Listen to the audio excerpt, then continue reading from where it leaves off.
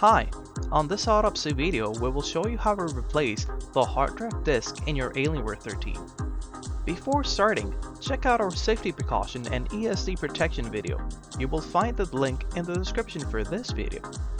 First, make sure that the system is powered off and disconnect any cables or peripherals attached to it.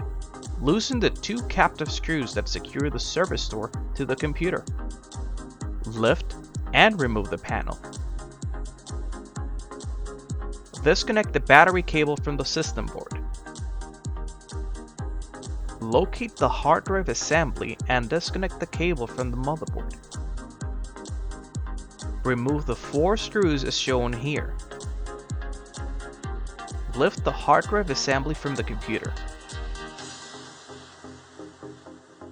Remove these 4 screws so you can take out the hard drive from the metallic bracket.